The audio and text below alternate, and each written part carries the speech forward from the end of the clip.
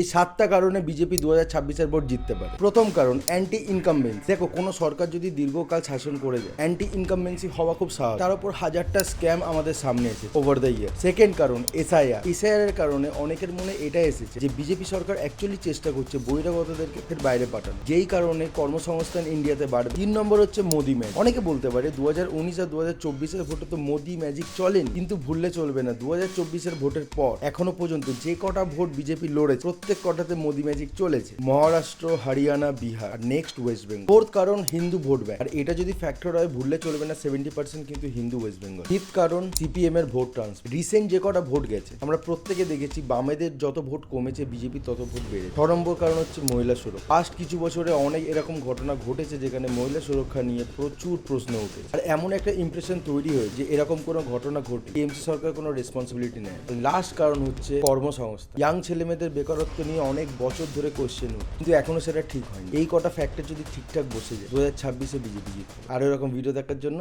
Subscribe.